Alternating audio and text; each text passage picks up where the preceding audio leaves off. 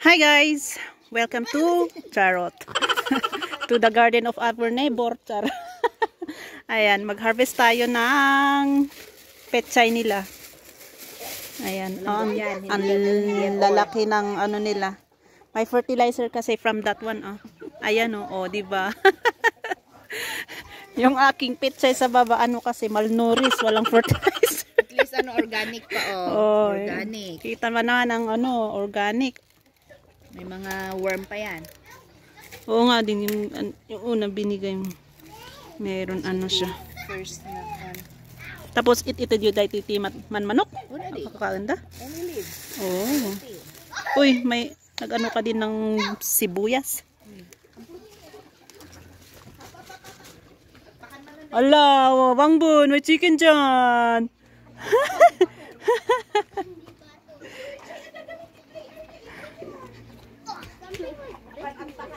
Ala.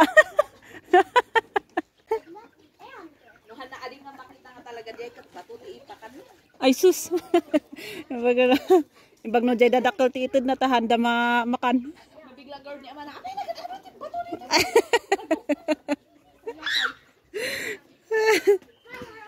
Day ta putot mo ko na. Ag-harvest tayo ng pechay, guys. Kuha tayo ng pechay. Nakikita nyo naman, di ba ang healthy ng kanyang pechay, Ayan, dahil nga meron silang fertilizer dito, ayan. At kino-compare ko nga, parang ako pa yata yung naunang nagtanim ng pechay bago siya. Pero yung mga pechay na tinanim ko dun sa baba ay ewan ko ba, malnourished. Hindi lumaki ng ganyan, Ayan, wala nga kasing walang fertilizer na nilagay ko doon. At ayan, talagang napabayaan ko nga din kasi may ginagawa tayo. Mga 10 piraso nga din pala o 10 puno yung kinuha ko nga din pala dyan. Hindi ko na din dinamihan kasi 4 lang naman kami. Kami lang mga mag-iina na iiwan dito. So kami lang din. Di bali na't malapit naman ay kung naubos, di punta na lang ako dyan mag-harvest ulit. Balik ako ulit mag-harvest. Di ba? Dahil sabi niya nga din pala hindi nila yan mauubos. Di pag gusto ko pa di babalik kayo ulit dito mag-harvest. Ayan. So yes, ayan ang ang pechay niya dito dahil nga meron silang fertilizer.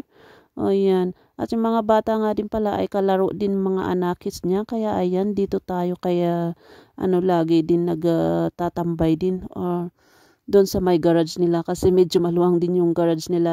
Lalo na kung walang nakapark. At doon nag-i-scooter yung mga junakis namin. So yes, pag may dyan, pinapakain din nila sa mga manok nila. Ayan, yung mga itong mga pechay din yung mga na. Ayan naman ang baby wangbun talaga naman dyan pa sa bato-bato pa talaga naglaro. Ayan. At ayan na nga, mga siguro more than a kilo din ito kasi medyo mabigat siya. So yes, meron na tayong pang dinner. Solved na ang ating dinner for today. Ayan. So ayan, diba? Lalaki ng kanyang pechay talaga. Nakita ko nga nung isang araw, nung last week pala kasi nga nawalan kami ng tubig. So, umakyat ako sa tangki at ang lalaki ng pechay niya. Samantalang yung pechay ko dito sa baba malnourished talaga. Parang ako pa itong naunang nagtanim ng pechay wala pang lumaki ng ganyan. Kung magla-live ba ako, ayan, at dito nga din pala yung yung place niya kung saan siya nagla-live selling dito. Ayan, kaya makikita nyo may mga abubot dyan. Yung mga iba dyan ay sa kanila na gamit yung mga bata. Ayan. Ito naman ang mga babies ko. Ayan. 2 boy nga din pala yung kanyang junakis. At ayan naman ang baby. Ang handsome mo naman dyan sa motor na yan. Nakikimotor ka dyan. Ayan. At gustong-gusto niya nga dyan sumakay. Nakikipag-agawan kay Ridston. So yes, kinabukasan naman ay ito naman yung ganap. Wala akong balak na lumabas. Kaso, ang tatay kasi ay nasa hospital at this time. So, may nagpadala yung isang kuya namin sa Ifugao na nagpadala siya. So, tayo ay mag-e-encash dahil hindi ma-encash ni yung isang pinagsendan nila kasi nga walang Ewan ko ba, wala close or walang available sa hindi available sa SM kung saan siya pwedeng mag-encash. Gusto niya makasave kasi nga medyo malaki din yung pag yung babayaran mo ba ganun. Sa GCash kasi, through GCash kasi siya. Sa akin kasi meron na akong card. So 18 pesos every transaction. So yeah, minsanan na lang para 18 pesos lang. So ito na nga yung pababa na nga tayo dito sa may overpass ng medyo okay pa ngayon kasi nakakalakad-lakad pa tayo, pero pag sa Panagbing nga na to, pag Panagbing nga wala na, hindi ka makalusot. Kawawa yung mga anak mo o toddler mo kung may dala kang baby, wag ka na lang lumabas. Pero at this time kasi Chinese New Year o Lunar New Year, ayan, makakalabas-labas ka naman at nakakalusot ka naman yan. Kasi mga Baguio residents or Trinidad residents yung mga nandito, yung mga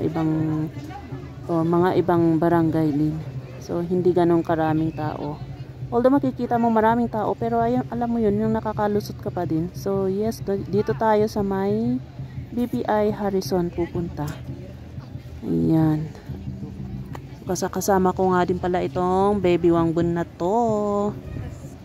Di ba? Ang tahimik niya. Kagigising lang niyang baby na to eh. Ayan. At imimit natin si architect later. Tapos na pala akong nag-withdraw. So, tinext ko si architect kanina. So, hinabol niya. So, dito. Kasi hiniram niya muna kasi may babayaran siya tapos ilulong niya ulit. So, yan. Hinabol niya yung dito sa may West Bank na kasi chineke nila. So, siyempre habang inaantay natin siya, ayan, nanood naman tayo kasi nandito na tayo eh. O, diba? At siyempre ang baby Wangbun na aliw-aliw na naman siya. O, diba? At nagbabato-bato nga sila ng mga candies. O, diba? Ang saya-saya pag may kaagaw ka. O, ang daming nakapulot nga din pala ako ng mga 4 kasi inaapak-apakan ko ba. Kasi bago ako tumawid kasi siyempre tumambay tayo doon sa may gitna kasi hindi ka basta-basta tatawid. Kasi nga may parade. So ayan, tumambay tayo. Sakto nagbato sila ng candy.